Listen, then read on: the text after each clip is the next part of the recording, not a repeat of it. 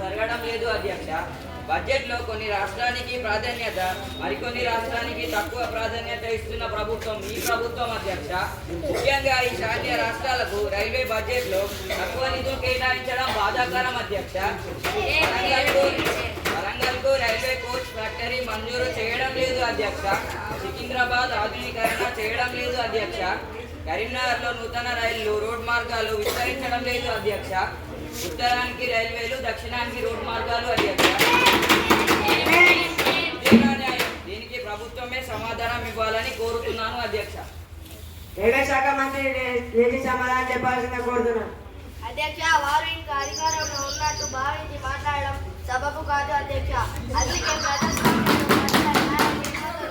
Railway దేశానికి వెన్నుముక లాంటిది అధ్యక్ష. ఒక దేశ వ్యాపారం రైల్వేపై ఆధారపడి ఉంటుంది అధ్యక్ష. 100% విద్యుదీకరణ సాధించిన తొలి దేశం భారతదేశం అధ్యక్ష.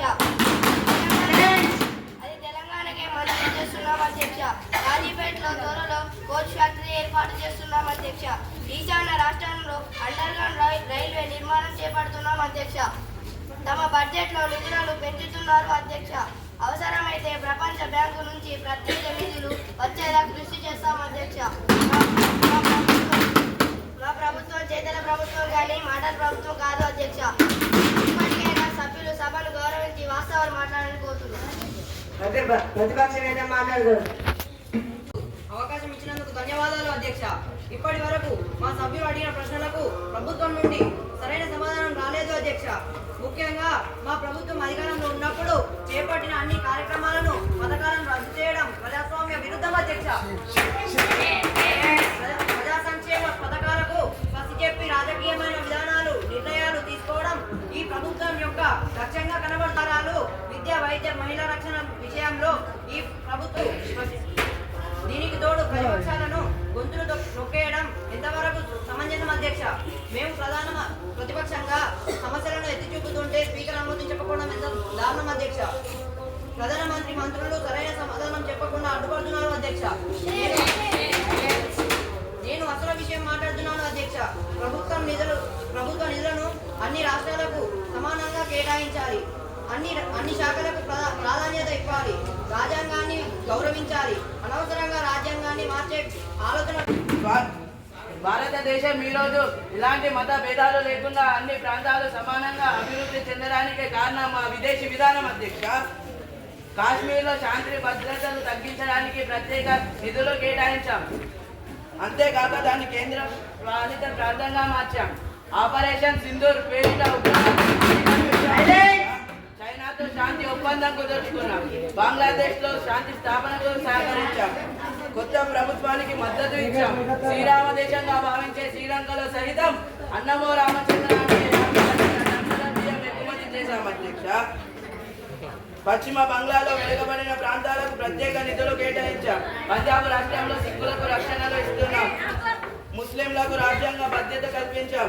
ఇటీవల హైదరాబాద్ అనేక కంపెనీలు, అనేక విదేశీ సంస్థలు స్థాపించబడ్డాయి అధ్యక్ష. ఇటీవల జరిగిన కృత్రిమ మేధ సదస్సులో 20 దేశాల ప్రతినిధులు పాల్గొని విధానాన్ని ప్రశ్నించడం మీకు కళ్ళు రాజ్యాంగం మరియు సభ నియమాలు ఉంటాయి. ప్రతిపక్షానికి తగినంత సమయం ఇస్తాను. సభ గౌరవం కాపాడటం మా అందరి బాధ్యత. ఇక సమయం వృధా చేయకుండా సభ కార్యక్రమాలు మొదలు పెడతాము. ఇప్పుడు క్వశ్చన్ ప్రారంభం అవుతుంది. ముందు సభ్యులను మాట్లాడవలసిందిగా కోరుతున్నాం. అధ్యక్ష, ప్రభుత్వం ఇటీవల ప్రవేశపెట్టిన బడ్జెట్ ఏమాత్రం సంతృప్తికరంగా లేదు అధ్యక్ష. ఏ ప్రభుత్వమైనా అన్ని ప్రాంతాలను వర్గాల్లో ఉంచుకొని బడ్జెట్ నిధులు కేటాయించాలని మా డిమాండ్ అధ్యక్ష.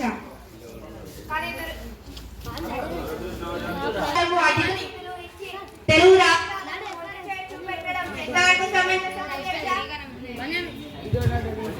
కేవలం ఉత్తర రాష్ట్రాలు అభివృద్ధి చేసే దేశం, అభివృద్ధి చెందిన దేశంగా భావించవచ్చు అధ్యక్ష. పన్నులు మావి సొమ్ములు ఆర్థిక కేంద్ర రాష్ట్రానికి మానవులను సత్యంగా ఉపయోగించాల్సిన బాధ్యత ప్రభుత్వంపై లేదు అధ్యక్ష.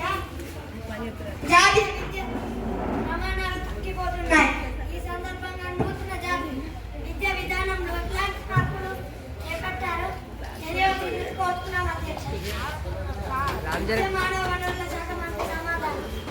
విద్యాశాఖ మంత్రి లేని సమాధానం చెప్పాల్సిన కోరుతున్నాను.